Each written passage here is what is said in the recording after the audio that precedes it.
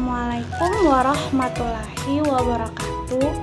Perkenalkan, nama saya Iin Ardila Hadi dari kelas 3B jurusan Pendidikan Guru Sekolah Dasar Universitas Negeri Gorontalo.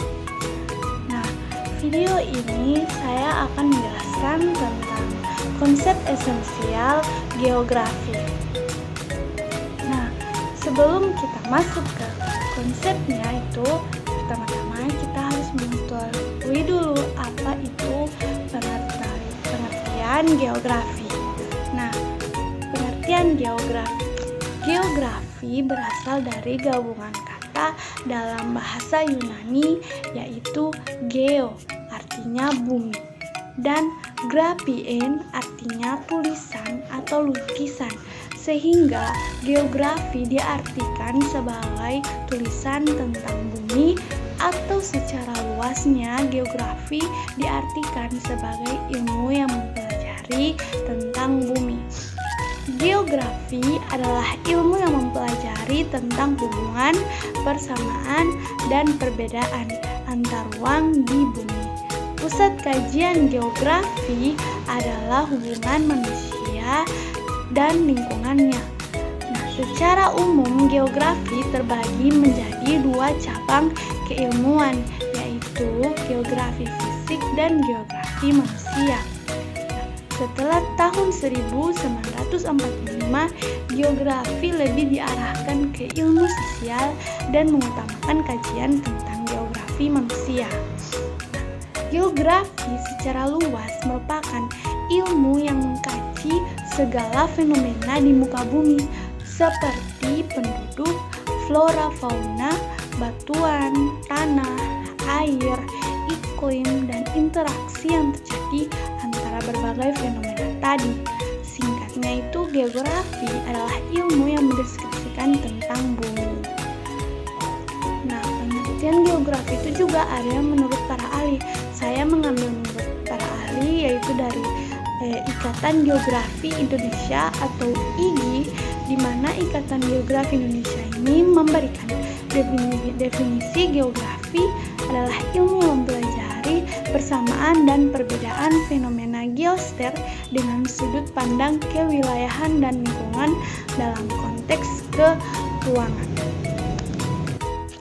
Nah, geografi ini mempunyai dua bentuk bahasan, yaitu objek formal dan material. Objek material geografi yaitu fenomena geosfer yang meliputi segala benda mati dan makhluk hidup di dalam bumi beserta lingkungannya. Pembahasan tentang geosfer terdiri dari 5 lapisannya, yaitu atmosfer, litosfer, hidrosfer, biosfer, dan antrosfer. Nah, saya akan menjelaskan tentang lapisan geosfer.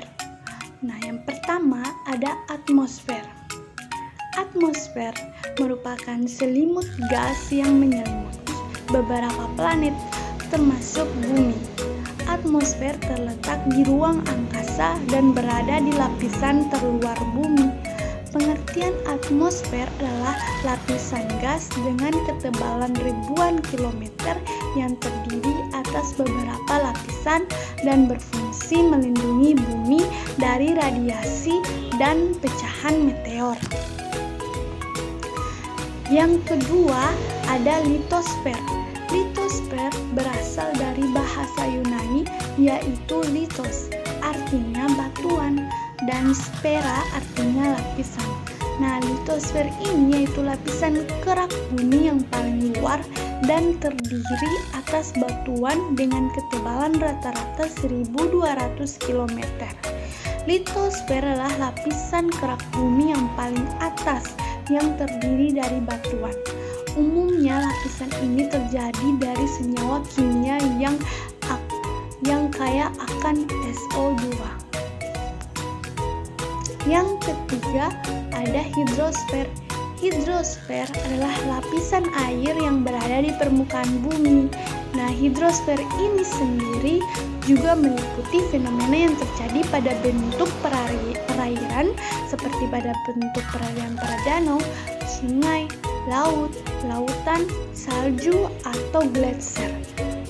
air, tanah, dan uap air yang ada dalam atmosfer beserta lapisannya. Nah, di lapisan yang ada pada hidrosfer ini terjadi siklus hidrologi. Selanjutnya ada biosfer. Biosfer adalah sistem kehidupan yang paling besar karena terdiri atas gabungan ekosistem yang ada di planet bumi. Biosfer dapat diartikan juga sebagai bagian luar muka bumi yang mencakup udara, daratan, dan air dan memungkinkan kehidupan serta proses biotik berlangsung. Nah, yang terakhir ada antroposfer. Antroposfer berasal dari kata Latin anthropos yang berarti manusia dan spira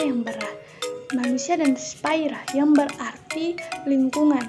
Jadi antroposfer ini artinya lingkungan bagian dari bumi yang dihuni manusia. Pembahasan hubungannya dengan antroposfer sangat luas, misalnya tentang kependudukan, pemukiman, dan lingkungan hidup. Nah, sedangkan kan tadi objek material. Nah, sedangkan objek formal sendiri membahas tentang cara pandang manusia tentang segala material yang ada di bumi. Cara pandang ini kemudian disertakan dengan cara berpikir dan melakukan analisis tentang material tersebut, di mana pendekatan yang digunakan untuk membuat suatu cara pandang tentang objek material yaitu melalui analisis yang dapat diterapkan di dalam geografi ialah analisis keruangan, analisis lingkungan, dan analisis kewilayahan. Tadi kan saya sudah menjelaskan tentang pengertian geografi dan dua hal objek yang membahas tentang geografi, yaitu ada objek formal dan objek material. Nah, selanjutnya kita masuk ke 10 konsep esensial geografi.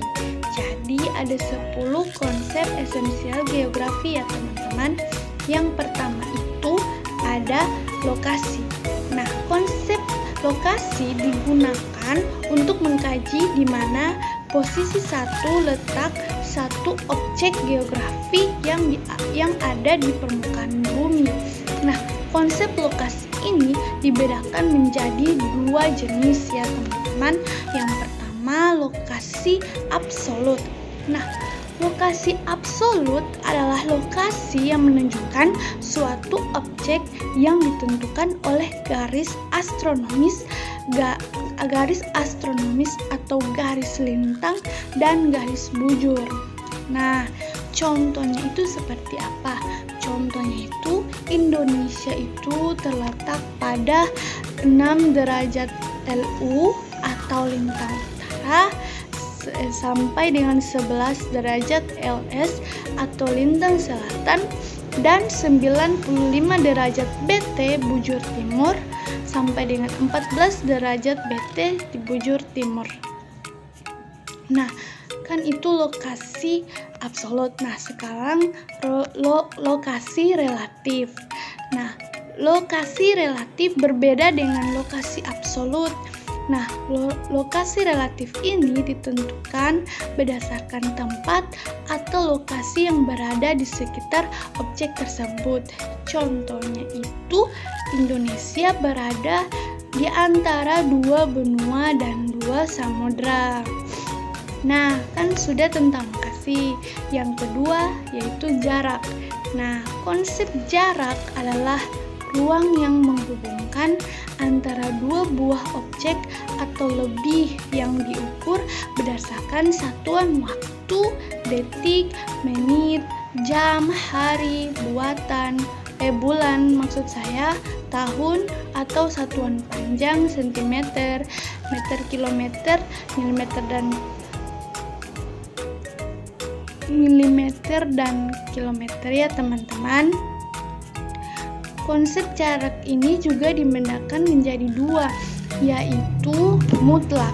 Nah, jarak mutlak ini adalah jarak antara 2 buah objek atau lebih yang diukur berdasarkan satuan panjang yang telah ditetapkan atau yang telah terstandarisasi. Nah, Contohnya itu jarak dari Indonesia ke Madinah itu adalah 8.460 km. Nah, kan itu mutlak. Habis itu ada jarak relatif. Jarak relatif adalah jarak antara dua buah objek yang dihitung berdasarkan satuan waktu, sehingga bisa terjadi perbedaan antara satu individu dengan individu lainnya. Contohnya itu seperti waktu tempuh dari Manado ke Gorontalo menggunakan bus itu 8 jam 10 menit.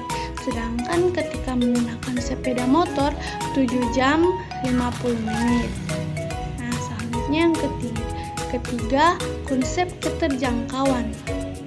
Nah, konsep keterjangkauan adalah interaksi maksimal antara tempat yang dapat dicapai baik dengan cara transportasi ataupun dengan berjalan kaki.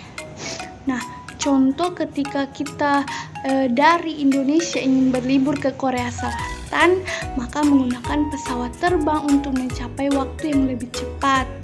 Nah, contoh lain ketika kita berada di pedalaman hutan, maka menggunakan sepeda motor atau berjalan kaki itu merupakan pilihan tepat untuk menjangkau suatu tempat.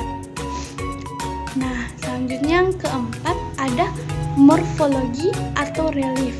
Nah, morfologi adalah perwujudan dari bentuk permukaan bumi yang diakibatkan oleh pengangkatan dan penurunan wilayah.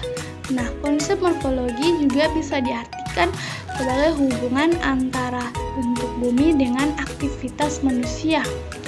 Contohnya seperti masyarakat di dataran tinggi itu rata-rata bekerja sebagai petani. Yang kelima, aglomerasi. Aglomerasi atau dikenal dengan pemusatan merupakan pengelompokan suatu peristiwa dan fenomena dengan berdasarkan aktivitas manusia. Contohnya itu pengelompokan daerah industri.